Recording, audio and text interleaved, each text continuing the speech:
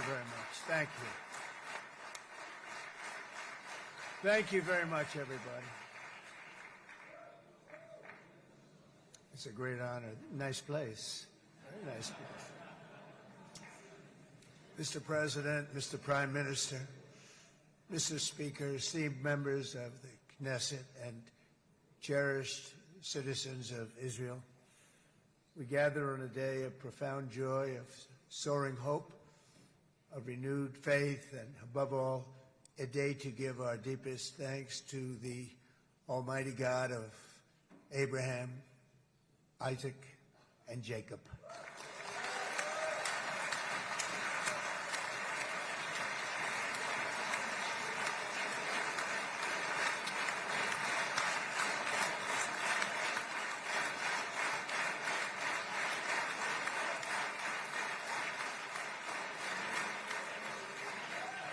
After 2 harrowing years in darkness and captivity, 20 courageous hostages are returning to the glorious embrace of their families, and it is glorious.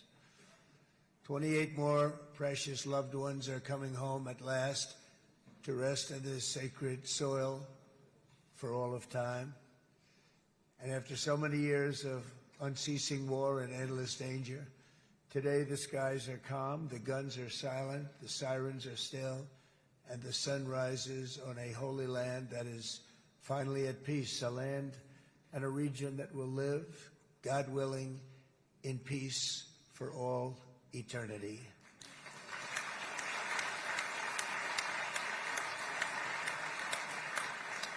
This is not only the end of a war, this is the end of an age of terror and death, and the beginning of the age of faith and hope and of God. It's the start of a grand concord and lasting harmony for Israel and all the nations of what will soon be a truly magnificent region. I believe that so strongly. This is the historic dawn of a new Middle East. I want to express my gratitude to a man of exceptional courage and patriotism, whose partnership did so much to make this momentous day possible. You know who I'm talking about. There's only one, Prime Minister Benjamin Netanyahu. Bibi, please stand up.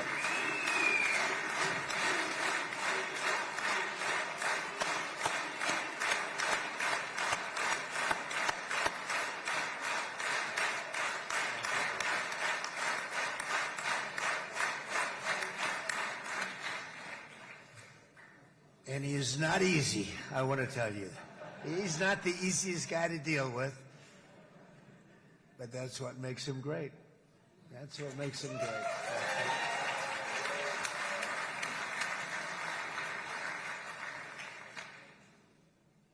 Thank you very much, baby. Great job.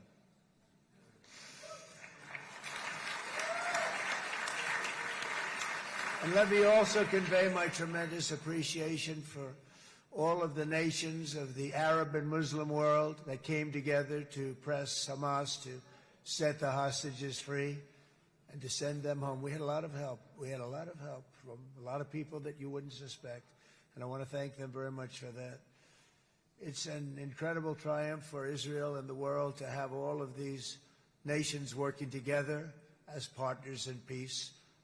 And it's pretty unusual for you to see that, but it happened in this case. This was a very unusual point in time, a brilliant point in time. Generations from now, this will be remembered as the moment that everything began to change, and change very much for the better. Like the USA right now, it will be the golden age of Israel and the golden age of the Middle East. It's going to work together. I'd like to thank several great American patriots for their invaluable help in getting something done that almost everyone thought was absolutely impossible. We were wasting our time. So many people said, "You're just wasting your time." But we weren't, because we had talented people working with us, and we had people that love your country, and frankly, people that love the region. They love the Middle East. I want to thank my friend Steve Witkoff.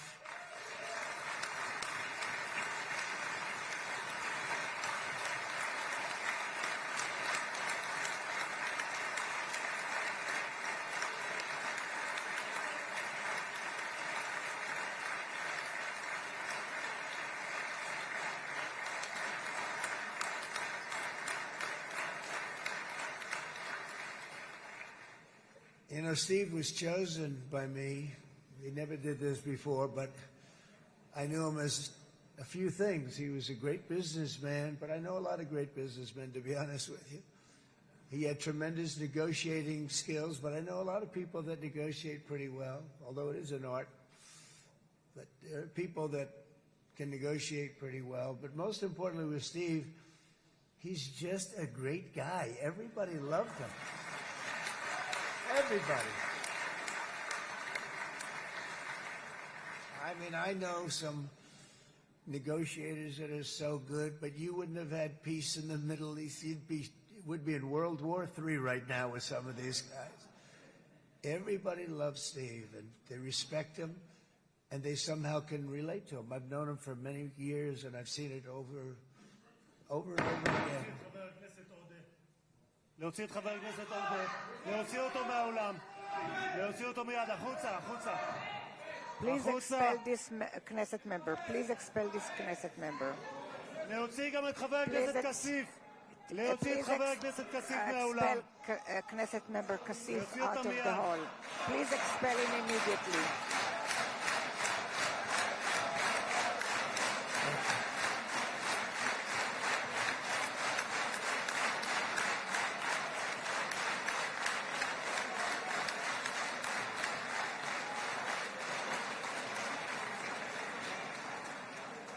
Sorry for that, Mr. President.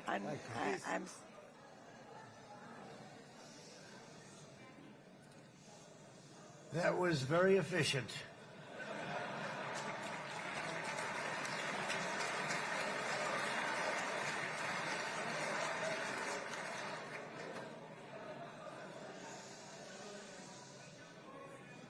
So back to Steve. He's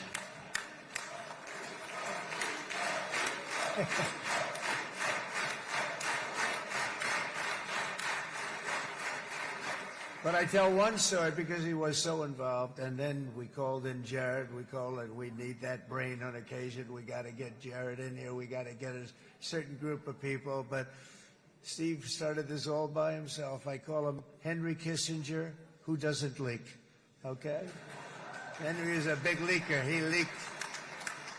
Steve doesn't leak. Steve just wants to get the job done. He wants to do what's right. But I'll give you just a quick story because, as you know, he's working on the war with Russia and Ukraine, a war that would have never happened if I were president. A shame. 7,000 young soldiers a week are being killed. More than that this last week. It's a shame that it never happened. But it did happen, and we won the race, and I took over this horrible war that's been raging, and I thought it would be easily settled. I thought it was a hell of a lot easier than doing what we just did very successfully with Israel and a lot of other people. But this came first, and we'll get that one. But I set up a meeting for him to meet with President Putin, thinking it would be a 15 or a 20-minute meeting. Steve had no idea about Russia, had no idea about Putin too much, didn't know too much about politics, wasn't that interested. He was really good at real estate, but he had that quality that I was looking for, and I didn't see it around in too many ways. And I set up the meeting with Putin, and I called. I said, is Steve finished yet? That was about a half an hour into the meeting. No, sir, he's not. He's still inside. This is in Moscow. I said, well, how's he doing? I don't know, sir. He's still inside. I called up an hour later. Let me speak to Steve. Sir, he's still with Putin. He's with President Putin. I said, wow, that's a long meeting, 1 hour. I called up an hour later, he was still with Putin. 3 hours later, he was still with Putin. 4 hours later, he started to get the word that he was going to be coming out soon. And in 5 hours, he came out. I said, what the hell were you talking about for 5 hours? And he says, just a lot of interesting things. We're talking about a lot of interesting things, including what he went in there for, but you can't talk about it for 5. You can talk about it for a certain period of time, and you know what you're getting. But that's a talent. That's a talent where you can do that. Most people I'd send in, number one, they wouldn't be accepted. Number two, if they were, the meeting would last 5 minutes, and that's what happens with Steve. Everybody loves him. They love him on this side. They love him on the other side. and he really is. He's a great negotiator because he's a great guy. So thank you very much, Steve, very much.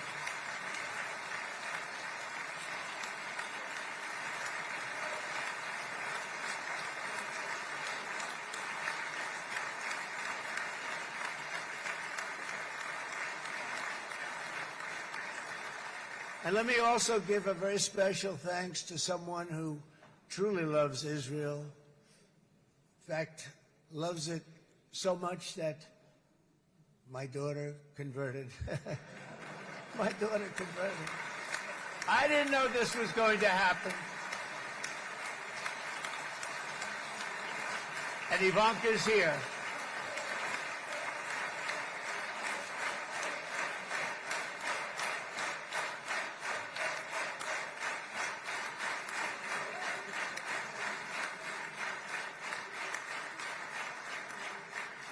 And Bibi, you do know this was not in the cards for me. You understand that.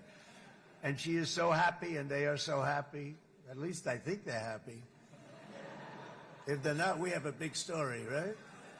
No, they have a great marriage, and they get along great. They're best friends. They have a very special relationship. But Jared has been so helpful. He really did something very special. He established the Abraham Accords with a group of very wonderful people. I like calling it the Avraham Accords because people that, right? Avraham. It's so cool. It's so much sort of nicer, you know, the Abraham versus the Avraham.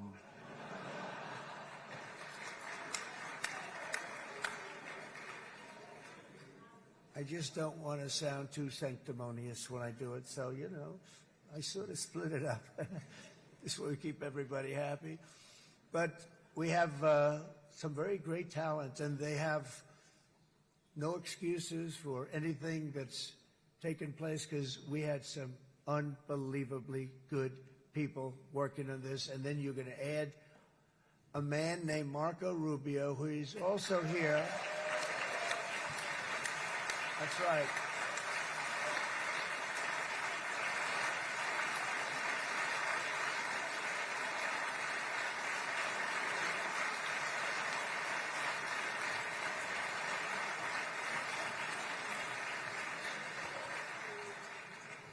And I have a prediction that Marco will go down, I mean this, as the greatest Secretary of State in the history of the United States. I believe that.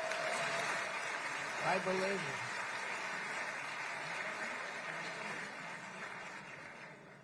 it. And he and I, you know, we really fought it out. You remember, he was tough. He was nasty. Who the hell thought this was going to happen, Marco, right? And now I'm saying he's going to go down as the greatest. He will. He was always smart and sharp, and people respect him. And then we have somebody who's young, but an unbelievable leader. I saw it a long time ago, and he's turned out to be even better than we thought. Right, Susie? I think even better. And that's Pete Hegseth, who is our Secretary of War, formerly Secretary of Defense.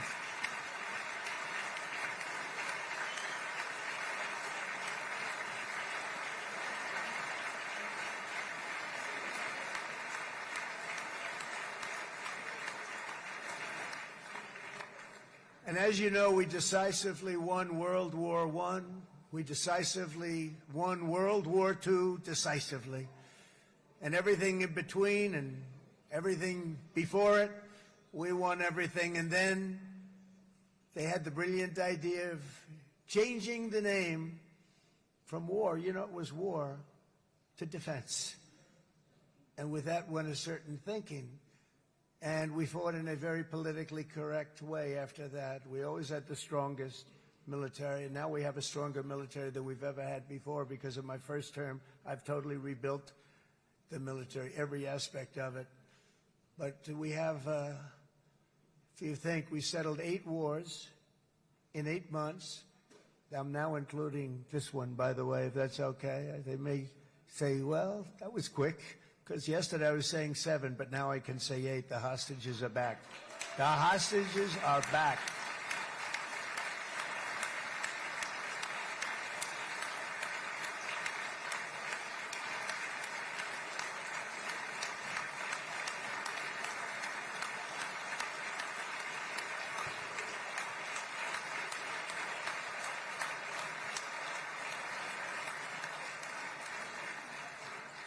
It is a good feeling. Isn't that nice to say? You know, I just said the hostage. First time I said the hostages are back. It feels so good to say it. But when you settle 8 wars in 8 months, that means you don't like war.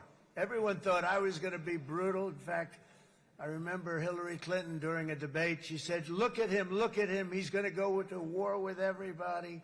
And actually, she said, he's got a personality that's all about war. No, and my personality actually is all about stopping wars, and it seems to work. It seems to work. But it also means there's name change in our attitude that we're not going to go into a war, but if we do, we're going to win that war like nobody has ever won a war before. We will not be politically correct, but we're not going to be there. And I think, you know, as you mentioned, Bibi, before, peace through strength, and that's what it's all about. The United States has the greatest and most powerful military in the, right now, history of the world. I can tell you we have weapons that nobody's ever dreamt of. I only hope we never have to use them.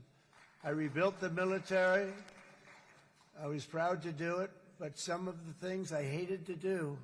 I hated certain of the weapons because the level of power is so enormous. It's so dangerous, so bad. But we have to do what we have to do. We make the best weapons in the world, and we've got a lot of them. And we've given a lot to Israel, frankly. And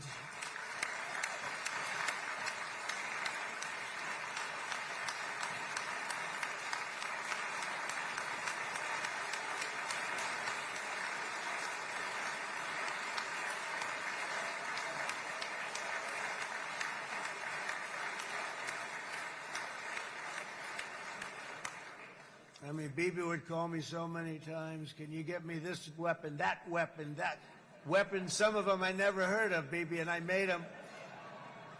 But we'd get them here, wouldn't we? Huh? And they are the best. They are the best. But you used them well. It also takes people that know how to use them. And you obviously used them very well. But so many that Israel became strong and powerful, which ultimately led to peace. That's what led to peace. So as we celebrate today, let us remember how this nightmare of depravity and death all began.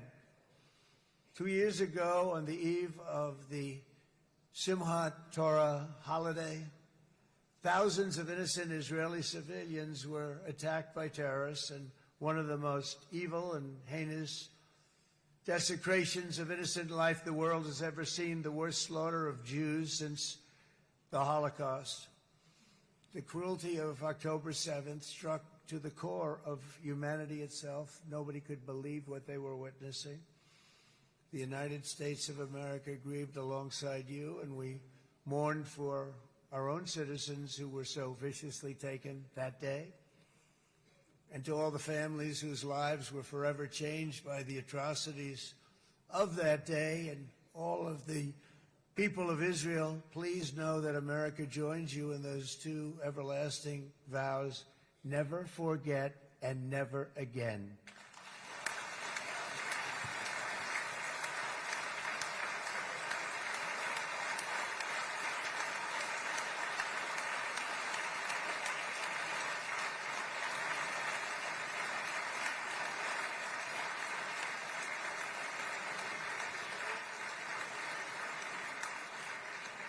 From October 7th until this week, Israel has been a nation at war, enduring burdens that only a proud and faithful people could withstand.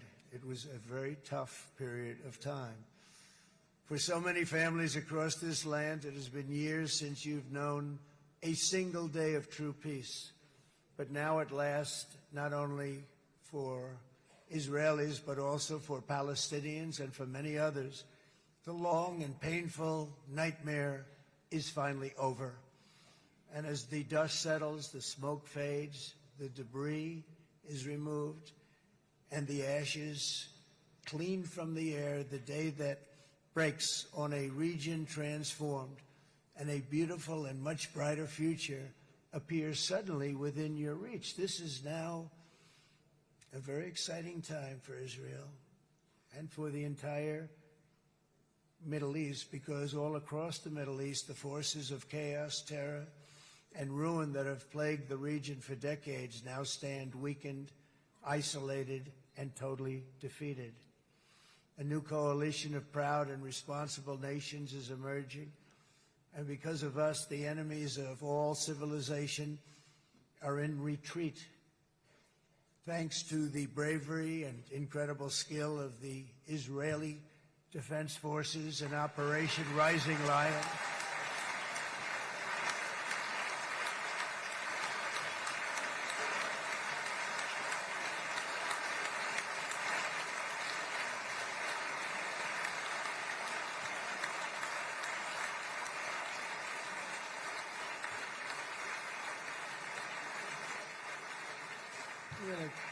that's central casting. Let's put him in a movie. Look at him. Great job. And my people loved working with you. Loved it. They worked so well together. But many of Iran's top terrorists, including nuclear scientists and commanders, have been extinguished from this earth. And with Operation Midnight Hammer, boy, that's a great name for that, what we did. Last June, the United States military flew 7 of those beautiful B-2 bombers. They look so beautiful all of a sudden. They were always, I thought they were pretty planes. I had no idea they could do what they did. In fact, we just ordered 28 more of them. A little updated version. We ordered a whole pile of them. And almost 100 other planes went with them, including fighter jets. And we had 52 tankers, big, beautiful, brand-new tankers that were loading them up 4 or 5 times. They've traveled 37 hours back and forth. Think of that. But we had tankers all over the sky for all the other planes. We had the F-22s, the F-35s, F-16s. We had a hell of a lot of planes.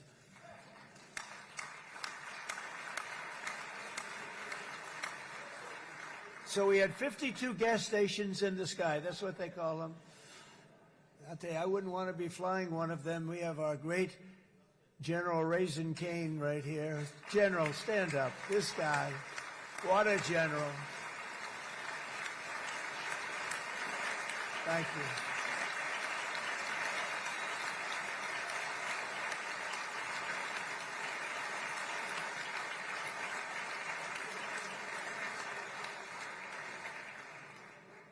I asked General Cain, I said, you know, we're having problems with ISIS, and I was in Washington, and I asked, how long would it take to defeat ISIS? And my Washington generals told me, 3, 4, maybe 5 years, sir. I said, I don't get it. We got the best equipment in the world. Why? So I flew to Iraq, and I met with a man named Cain. He said, what's your first name? He said, they call me Raisin, sir. I said, wait a minute, your name is Raisin Cain? I've been looking for you for a long time. You gotta be kidding. So they told me 3, 4, 5 years to defeat ISIS. And I sit down with him and I say, why is it? I flew there in the dark of night. I landed, I'll never forget it. It's quite a trip. I'm glad I made it because I met him.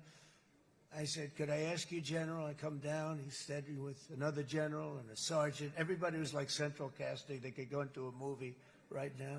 Between him and you guys over here, we could get rich making movies, okay? And they got along so great. That's the beautiful thing, that your military and our military, Bibi, got along so great. But what I was told by the television generals in Washington, we have the best equipment in the world. Why is it taking so long? And they said, 4 years. I said, so let me ask you, Raisin, how long would it take you to defeat ISIS? Sir, we can do it in 3 weeks, but you'll probably have some time left over. I said, you got to be kidding. What the hell are you talking about? They said 4 years. He said, well, sir, look, it's not my place to say, but you're asking me the question. What you have to do is you hit them from the west, you hit them from the north, you hit them from the south, you hit them above, you hit them below. I said, so why didn't they do it? And he didn't want to speak badly of his superiors, which is hard to believe they were his superiors. Should have been the other way around a long time ago, because he's the one that did Operation Hammer. It was flawless. It was flawless. It was absolutely flawless. And I said, so you really think you can do it in 4 weeks? Yes, sir, 100%. You have to do it differently than they were doing it. They were using one base, and it was hundreds of miles away. And he says, we have all these portable bases all over the Middle East. And they didn't want to use them because they didn't want to offend the country where the portable... They wouldn't have even known what the hell the planes were going up, right? They wouldn't have known. But he said, no, they didn't want to defend anybody, offend anybody. And but we can do it in 4 weeks. I said, you sure about that? I'm going to call you back. I'll call you back on Monday. I'm going back to Washington. But you think 4 weeks? Yes, sir, I think we can do it in 4 weeks. We'll have time left over. So I call him on Monday. I say, you think you can do it? 4 weeks. I said, go ahead and do it. He did it. I'll tell you, he did it in 4 weeks, less than 4 weeks. So, General, stand up, please. Again, this is a real general. This is not a television general. He doesn't want to go on television.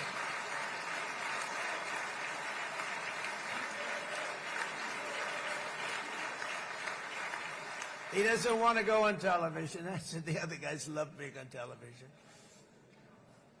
So we dropped 14 bombs on Iran's key nuclear facilities, totally, as I said originally, obliterating them.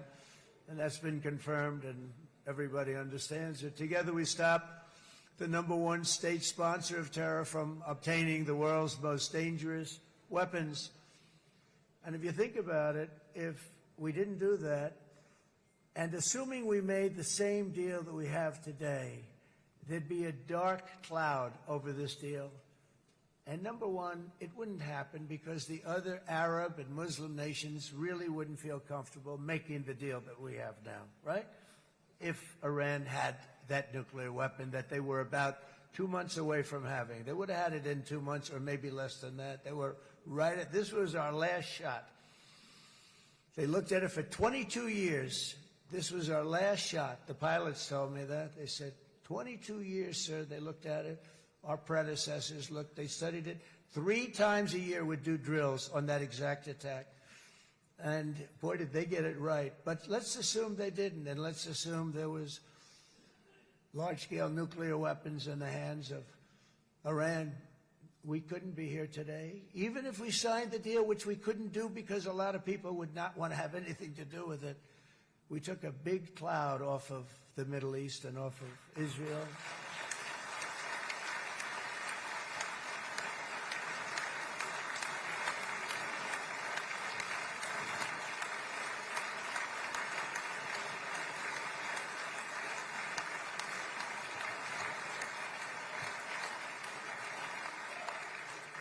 And it was my honor to help. But it isn't it true, though, that can you imagine the same, let's assume, Bibi, the same documents, we had everything the same, but you had somebody out there that was, in the opinion of everybody, all-powerful in the Middle East. They took a big hit, didn't they? Didn't they take a big hit? Boy, oh boy. They got it from one side, from the other. And you know it would be great if we could make a peace deal with them, and I think that's me. Would you be happy with that? Wouldn't it be nice, I think? Because I think they want to. I think they're tired. Somebody said, sir, they're starting their nuclear program again. I said, let me tell you something. They're not starting anything. They want to survive. The last thing they want to do is start digging holes again in mountains that just got blown up and start... They're not doing it. They want to survive, okay? But I think we have a chance. Steve, you, and I think Jared, come on, I'll call you back for another one. We always bring Jared when we want to get that deal closed. We bring Jared, but Steve, you and Jared and the General and Pete and Marco, you'll get that deal done easy. I think that'll be easy. But first we have to get Russia done. We got to get that one done. If you don't mind, Steve, let's focus on Russia first, all right? We'll get it done. In Lebanon, the dagger of Hezbollah, long aimed at Israel's throat, has been totally shattered. My administration is actively supporting the new president of Lebanon in his mission to permanently disarm Hezbollah's terror brigades. He's doing very well.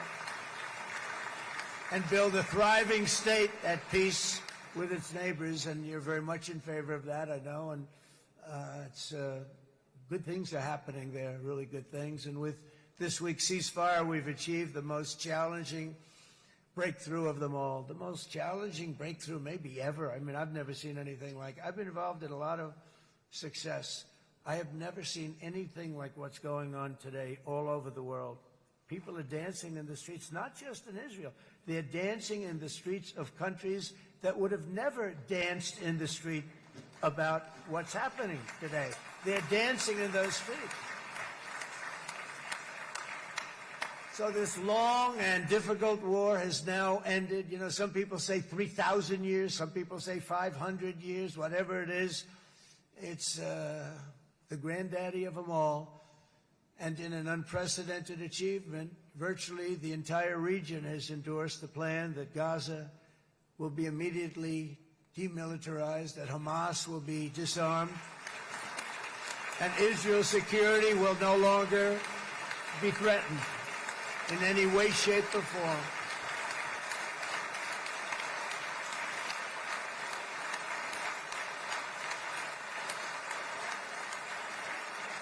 So Israel, with our help, has won all that they can by force of arms. You've won. I mean, you've won. Now it's time to translate these victories against terrorists on the battlefield into the ultimate prize of peace and prosperity for the entire Middle East. It's about time you were able to enjoy the fruits of your labor. Mr. Opposition Leader. I said he's a very nice opposition leader. I think. No, he's a nice man. Bibi, he's a nice man. Good. He knows what he's doing, right? No, a very nice guy. Well, see, now you can be a little bit nicer, Bibi, because you're not at war anymore, Bibi.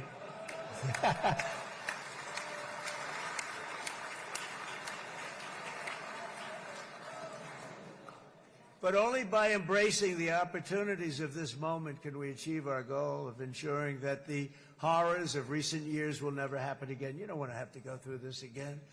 8 years ago, I came to this region on a very special first trip abroad as the President of the United States. I came here very early at your request.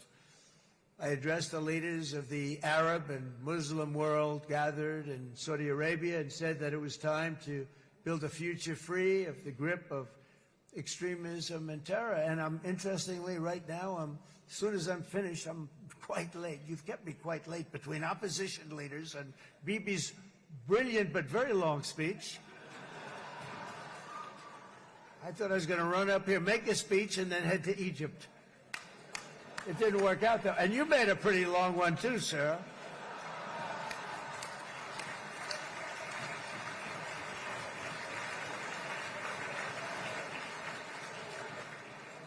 But I liked what you all said. It could be worse. Supposing on top of it, I didn't like what you said. That would be no good, Ron, would it?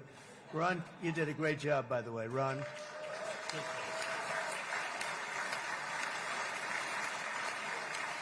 Yeah.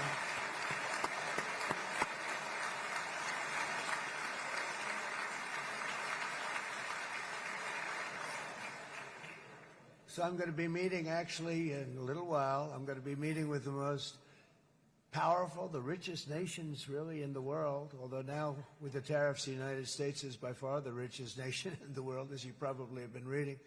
But the richest nations, most powerful nations tremendous, headed by some tremendous people in many cases. Some cases I wouldn't say necessarily I would endorse, but I will tell you some incredible people that really helped us make this all possible. So I'll be going there. I'll be quite late. They might not be there by the time I get there, but we're going to give it a shot. But the journey we started back then led to the crushing defeat of the ISIS caliphate, to the monumental Abraham Accords, and ultimately to the historic ceasefire this week, in which many of those same nations really played a very pivotal role, I have to tell you. Steve will tell you that. Jared will tell you that. Together we've shown that peace is not just a hope that we can dream about. It's a reality we can build upon day by day, person by person, and nation by nation. And because of that, the Middle East is finally ready to embrace its extraordinary potential. You have extraordinary potential in this region. It should now be clear to everyone throughout the region that decades of fomenting terrorism and extremism, jihadism and anti-Semitism have not worked. They haven't worked. They've been a disaster. They've just killed. They've killed.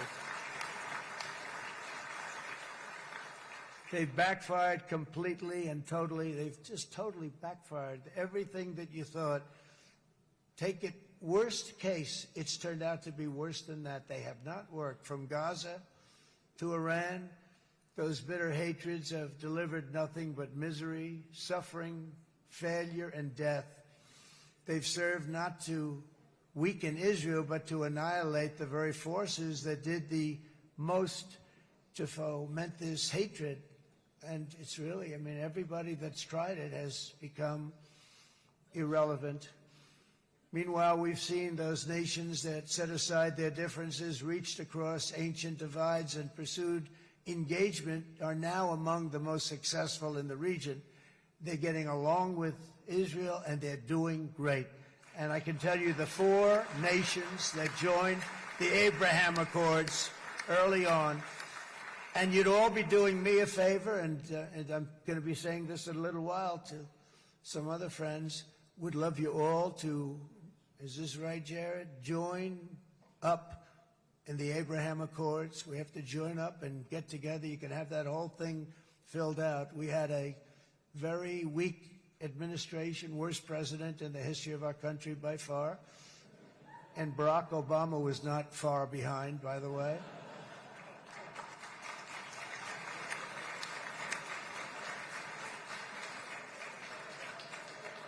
And they did nothing with this incredible document, the Abraham Accords, but now you can fill them up. Now you have peace. You have people that really like Israel. I'll tell you what. And they like Israel a lot more today than they did even 5 weeks ago. You've made a lot of, you've come back. You've come back strong, because it was getting to be a little nasty out there in the world. And ultimately, the world wins. You can't beat the world. I would say to Bibi, it's now time. And he understood it better than anybody, because ultimately, you know, the world's a very big place. And I've said a lot. I said, this piece of land is very small. It's unbelievable what you've done with that tiny, you look at a map even of just not the world, the Middle East, and you have this little dot. And think of what you've done. It's incredible. It's incredible.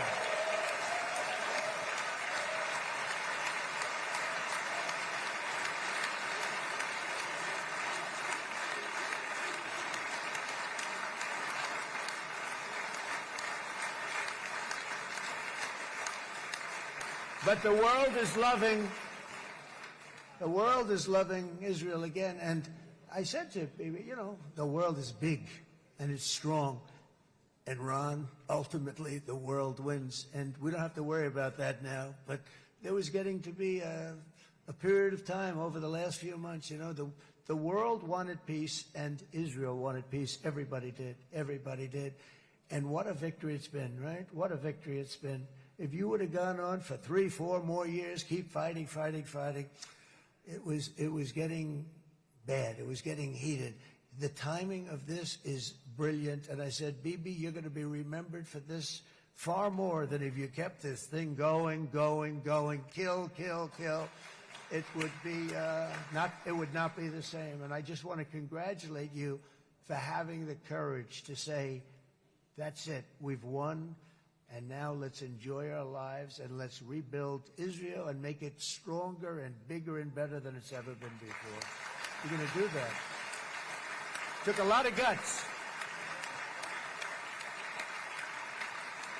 And the choice for Palestinians could not be more clear. This is their chance to turn forever from the path of terror and violence. It's been extreme, to exile the wicked forces of hate that are in their midst. And I think that's going to happen. I've met some people over the last couple of months that want to see it happen very much. And after tremendous pain and death and hardship, now is the time to concentrate on building their people up instead of trying to tear Israel down. We don't want that to happen again. And the total focus of Gazans must be on restoring the fundamentals of stability, safety, dignity, and economic development so they can finally have the better life that their children really do deserve after all these decades of horror. I intend to be a partner in this effort in the sense that we're going to help and we're going to do something that became unbelievably popular. Everybody wants to be on it. It's called the Board of Peace. Okay, how about that? Is that a beautiful name? Like a board of peace.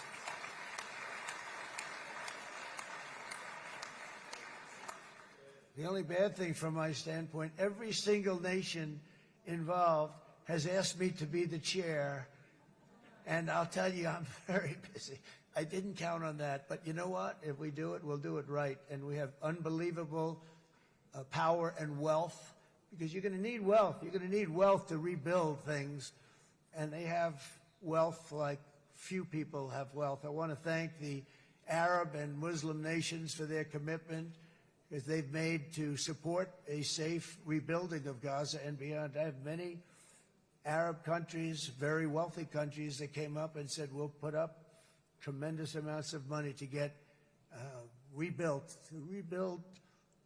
Gaza, and I think that's going to happen. The power, they want dignity, they want to come forward, and they want to say, and I want to say who they are, because what they're doing is going to be, I think, something that you're going to be very impressed with, Bibi, and you need that. You need the kind of economic power that they have, and they want to see it work, and they want to see it be safe, and they want to see it be good for Israel, too. And as much money as it will be, and it's a lot, as you can see, it's a lot. For these countries, it's relatively little relative to their worth. It's really a lot of money like most people could never even conceive, but for these countries, it's not that much, especially because it ensures success and stability in the Middle East, which is what they want to see. So many of them will be with us in Egypt in a little while, I think. I'm not sure. They may be gone. They may have taken their Boeing 747s and left. I said, what kind of a plane do you fly? 747. I said, that's a large plane. No, they may have. Steve, do you think they've left on their their brand new Boeing 747s? Or, I don't know. We're going to find out soon. It's going to be a big story. There'll be 2 people left. And they'll be the 2 poorest ones.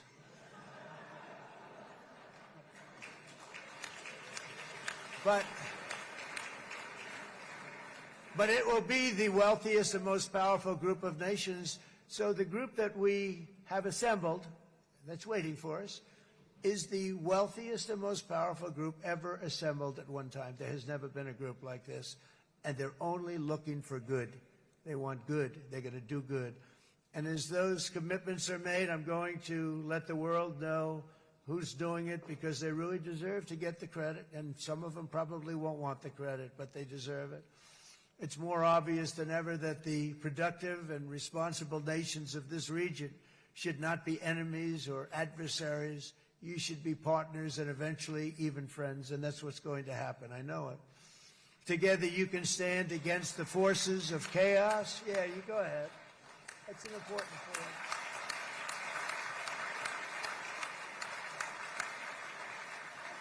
Because you can stand against the forces of chaos that threaten all of your interests, and it's always a big threat, and unleash incredible prosperity and opportunity for all the people of these lands, and that's what's going to happen. You're going to unleash numbers and success, the likes of which Israel has never been able to think of, because you're so firm, and you should be, and you've done the right thing in defending yourself.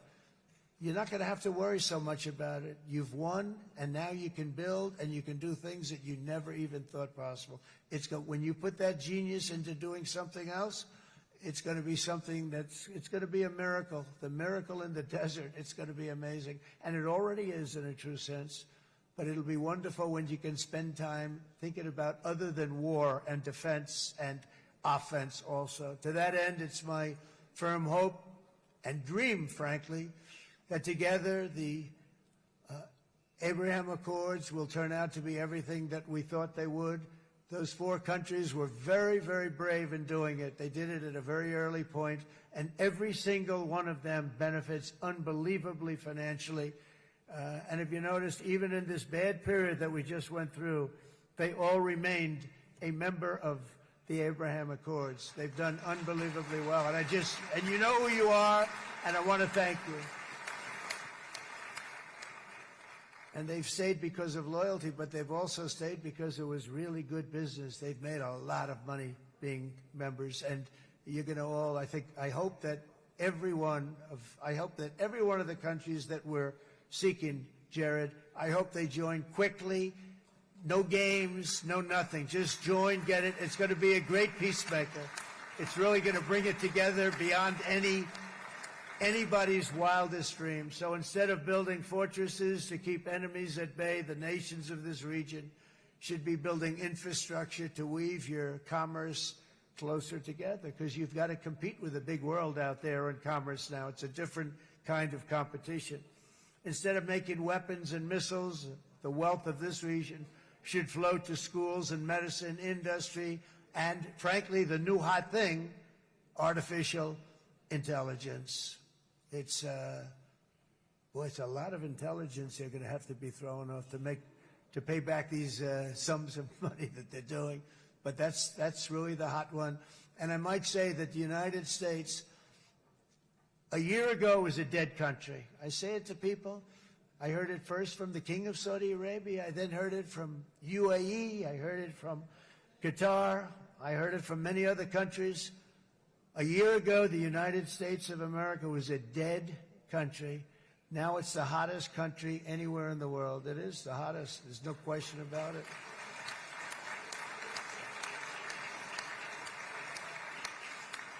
In fact, if you go back a year ago, before the election, although once we had November 5th, we became hot because people got it. I would say November 5th was a time that we became really hot. But once you go back a couple of years, if I were in charge and the country was doing what they, nobody was going to ask me to speak. Nobody asked Joe Biden to come up and speak, I guarantee you that. And if they did, he would have turned them down, I promise you. He didn't speak. He didn't speak, and he didn't speak well. But all of the countries in the Middle East, it could have, what we're doing now, it could have happened a long time ago, but it was strangled and set back almost irretrievably by the administrations of Barack Obama and then Joe Biden. There was a hatred toward Israel. There was an absolute hatred. The setbacks really started when President Obama signed the Iran nuclear deal. This was a disaster for Israel, and it was a disaster for everyone. And I remember that Bibi Netanyahu came to the United States and worked so hard to try and get Obama not to do that deal.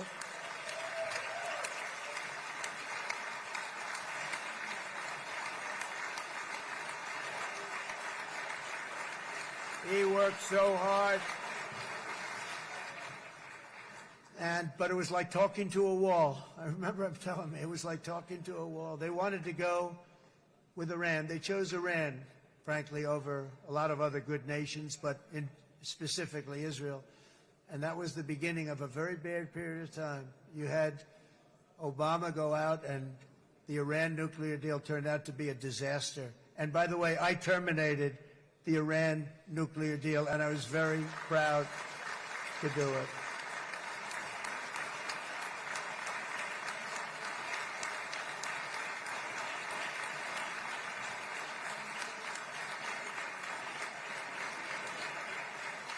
Yet even to Iran, whose regime has inflicted so much death on the Middle East, the hand of friendship and cooperation is open. I'm telling you, they want to make a deal. That's all I do in my life. I make deals. I'm good at it. I've always been good at it. And I know when they want. Even if they said, we don't want to make a deal, I can tell you they want to make a deal. All right? They do. They want to make a deal, and we're going to see if we can do something, because this is crazy what's happening, and we're not going to have this anymore. Neither the United States nor Israel bear the people of Iran any hostility. We merely want to live in peace. We don't want any looming threats over our heads.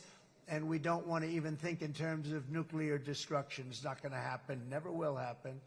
There's nothing that would do more good for this part of the world than for Iran's leaders to renounce terror, stop threatening their neighbors, quit funding their militant proxies, and finally recognize Israel's right to existence. They have to do that. They have to do that. And to Iran, and as you know, this is not said out of weakness. There's no weakness. But I'm going to say this, that we are ready when you are, and it will be the best decision that Iran has ever made. And it's going to happen. It's going to happen. And they're good people. I know a lot of Iranians in the United States. They're good people, smart, hardworking people. They don't want to see what's happened to their country. The story of fierce Israeli resolve and triumph since October 7th should be proof to the entire world that those who seek to destroy this nation are doomed to bitter failure. The state of Israel is strong, and it will live and thrive forever.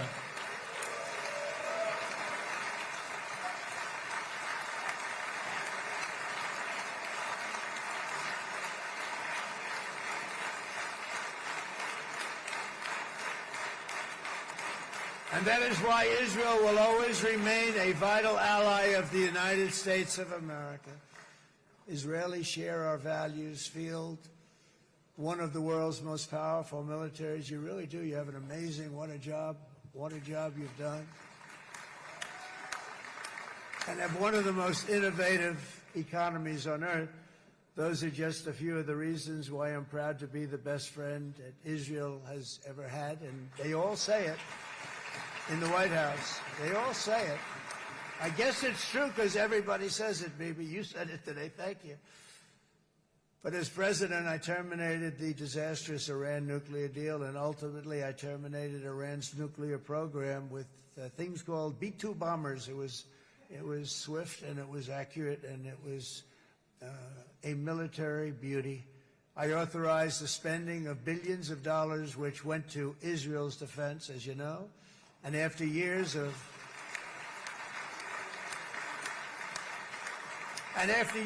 broken promises from many other American presidents, you know that, they kept promising. I never understood it until I got there. There was a lot of pressure put on these presidents. It was put on me too, but I didn't yield to the pressure.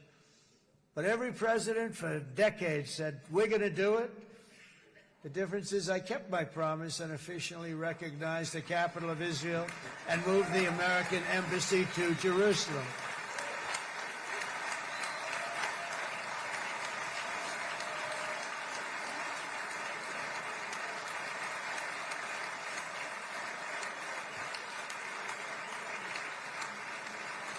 Isn't that right, Miriam? Look at Miriam. She's back there. Stand up, Miriam. Stand up.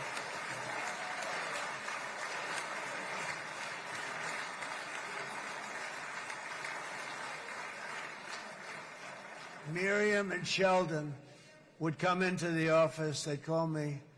He'd call me. I think they had more trips to the White House than anybody else I can think of. Look at her sitting there so innocently. She's got $60 billion in the bank. $60 billion.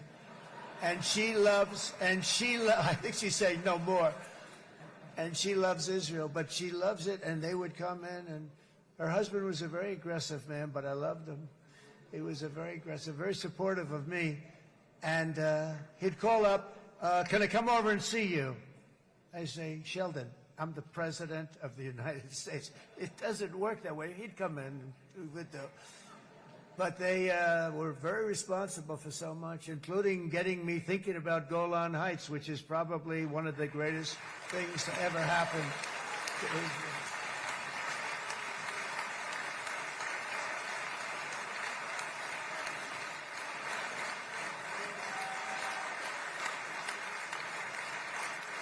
Miriam, stand up, please. She really is. I mean, she loves this country.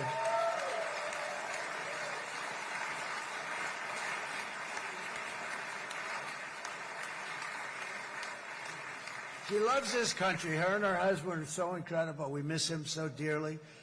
But I actually asked her, I'm going to get her in trouble with this, but I actually asked her once, I said, so Miriam, I know you love Israel. What do you love more, the United States or Israel? She refused to answer. That might mean Israel, I must say. We love you. Thank you, darling, for being here. That's a great honor. Great honor. She's a wonderful woman. She is a great woman. I've always stood for the people of this community, and I always will. I'll always be with you. I'm always going to be with you. I guess maybe something could happen to change my mind. Somebody that's really stupid gets into office and wants to do really bad things, but that's about it. And we don't think we're going to have that happen. I hope we're not going to have that happen. And this man is a good man right here. These two men are good men right here.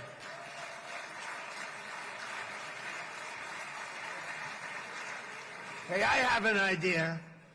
Mr. President, why don't you give him a pardon?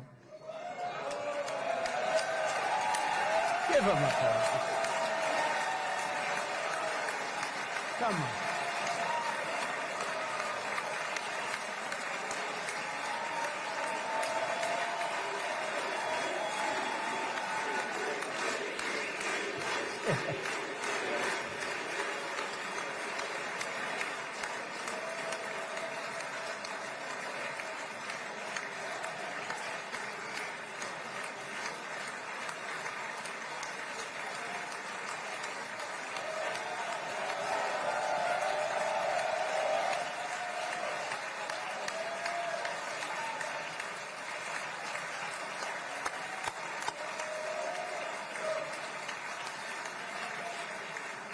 By the way, that was not in the speech, as you probably know. But I happen to like this gentleman right over here, and it just seems to make so much sense. You know, whether we like it or not, this has been one of the greatest wartime presidents. This has been one of the greatest wartime presidents. And cigars and champagne, who the hell cares about that?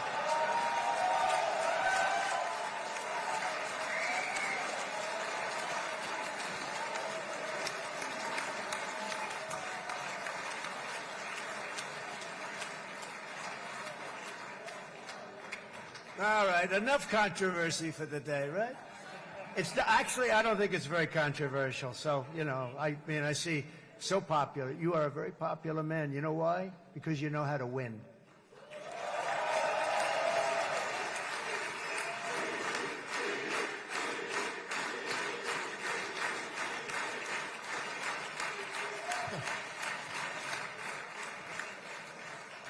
Over the past 2 years, I've met many of the families of the Israelis taken hostage and those that were taken hostage. Unbelievable. I've looked into their eyes. I've seen the worst nightmares of their suffering, but I've also seen something else, the beautiful love of the people, the love of people, frankly, that hold things together, the love that gives you the courage to carry on through thousands of years of persecution and repression and to emerge with the heart of David. It's the heart of David. It's that love that's defeated the enemies of civilization, built this incredible country and this unbelievable economy, and forged one of the great democracies of the world. That is why it's a true honor to stand here today and address this assembly in your ancient and eternal now capital, Jerusalem. I'm proud to have helped in that regard. This city and this nation stand as living proof that a much brighter future for this entire region is truly within our grasp. For thousands of years, Jerusalem has been a home to Christians, Jews, Muslims, and people of all ethnicities and creeds. This is the holy center of the world's three great Abrahamic faiths, I like that too. Adorned, it's the first time I've seen that word in a while. Adorned with their sacred sites and alive with their pilgrims and visitors from every corner of the globe. But here between the Western Wall, the Temple Mount, and the hill called Calvary, people of every faith and background live, work, pray, serve, and raise their families side by side, and they do it with love. This example is just one of the modern miracles that Israel has given to the world. And just in closing, the leaders in this chamber know better than anyone else the challenges of this harmony, and it's been easily won. No, it hasn't. It has not been. It's been so tough, but it has been, some say, a miracle. What you've done is a miracle. Look at your size. Look at your chances when it all started. And you know, if you think about it, you are safer today, stronger today, and more respected today than at any time in the history of Israel. Think of it.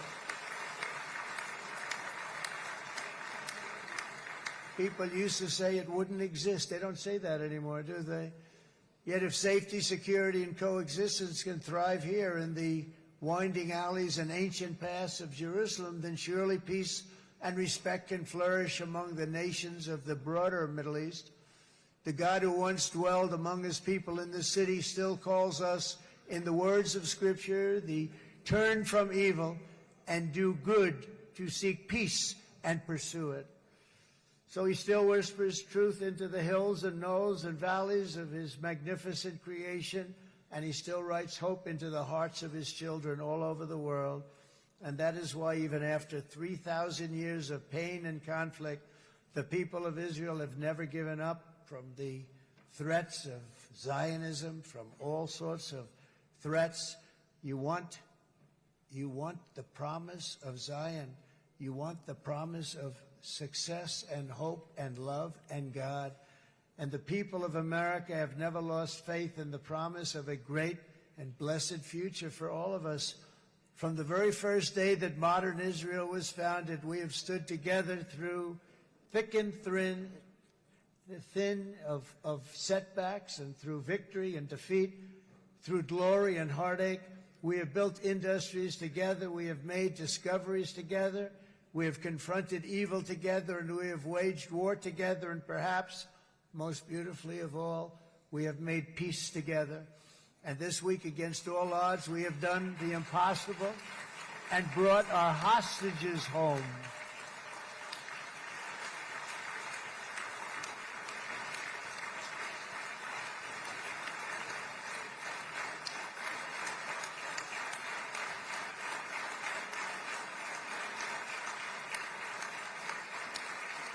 So now we're going to forge a future that is worthy of our heritage. We're going to build a legacy that all the people of this region can be proud of.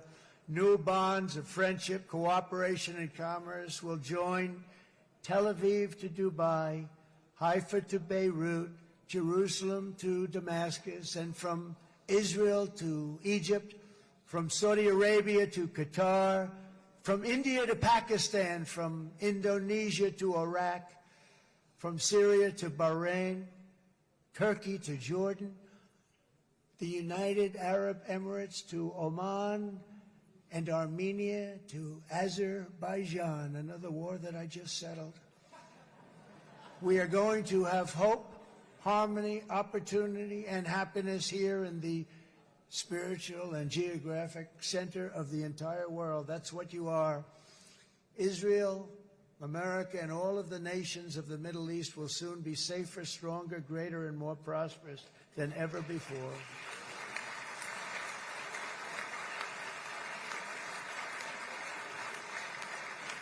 And I want to thank you all once again for this exceptional honor. This has been truly an honor. It's seldom that a president is invited to do this. And I love Israel. I'm with you all the way. You will be bigger, better, stronger, and more loving than ever before.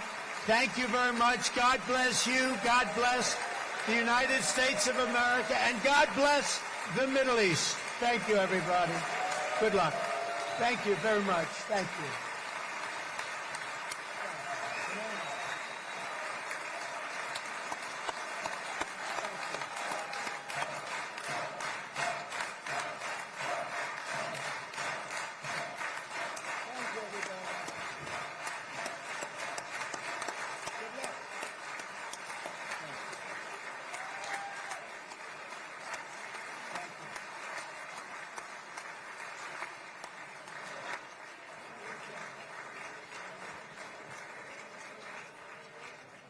אני מודה לנשיא ארצות הברית של אמריקה על דבריו.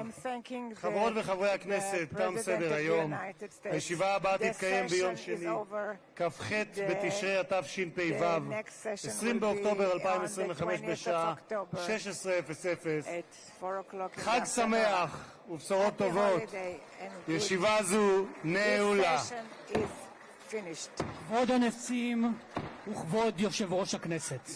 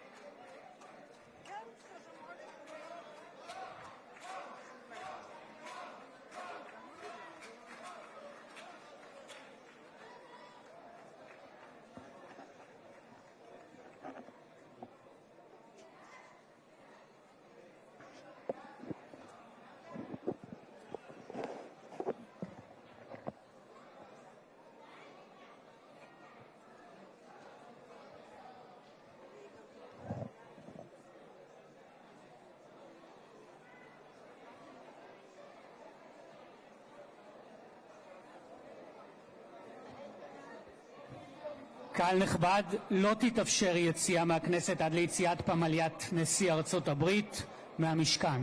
תודה.